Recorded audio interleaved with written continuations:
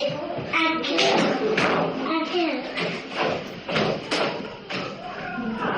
var. Son kullananlar, özverili ki endişelerle yaklaşırsa işte onları işte ama asıl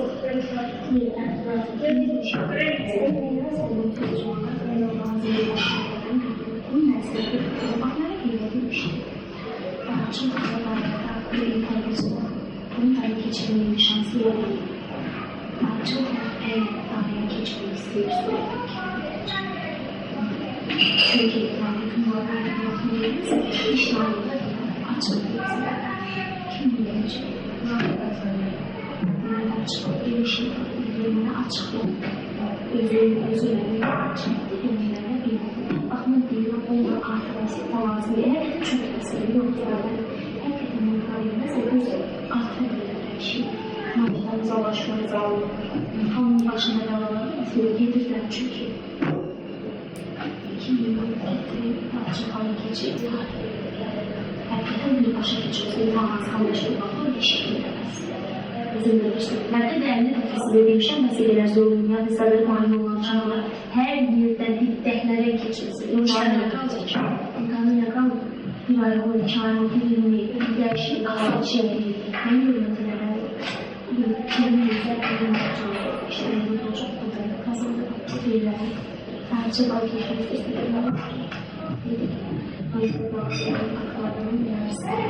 kimse işte artırma, kimse işte artırma, asla bir akıllanmaz, bir imanı birler, parça kalkanlar için yollarda terbiyecilerden boşver, terbiyecilerden kim artırmak isterse onun oradaki müzulahını yaxşı müzulahını no emir sevda yüzü olmadan çıksınlar. Yaxşı terbiyeciler aileler aşmaz görmek istedim. Altına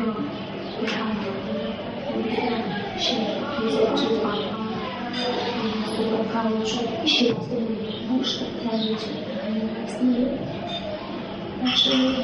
yazdıcılık istediğim, yazdıcılık istediğim akıllarda yazı işçi, yüksek yazı işçi gelmiştir. Üçüncü kasede şeyler maddi taraftan gayet düşüştü. Adları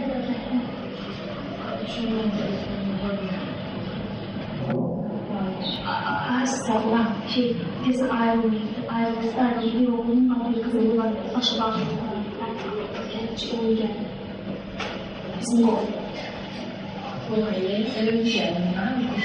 yok o aslında o merkeze geçti onları kendi gelecek arkadaşını diğer almadı nişanlı şimdi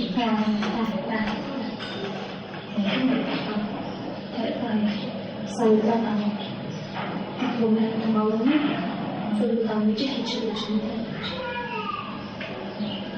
Bütün işler bir şey olacağını bitirelim. Diyorsan, razı değiller.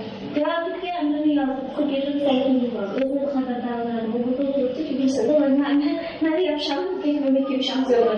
Yani bir mektup etmek yazdı sonra. Onu da bulunma aldı. Dedi sen ben emre şartıyla razı olmadım. İşlemada verilmezsin. Dedi var sorun konu ediyorum ben.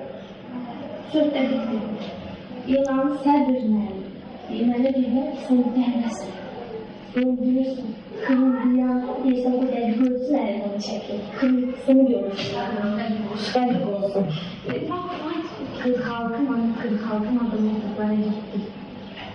Bir yeni yerde gözü de kişi kendine bir şey dedi. Birinci olarak götürdüm kontrol. Öz işçiliği, bakımı da büyük var.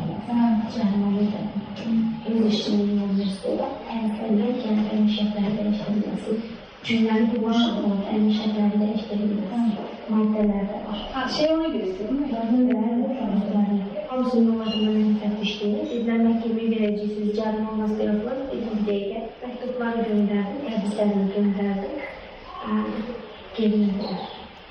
Cərimə oldu, hər bir şeydə işləmez olur, dedim. Bütün təbii ki, mən nə düşür? Qarşıda, amma bil. Deyirsən, Sahidə ilə qısmı onlar qaralamışım. İşdəki pıçı-pıçılar. Özlərini deyim, onlar qaralamış. Bəli, de. Hamı yanında deyə bilərəm.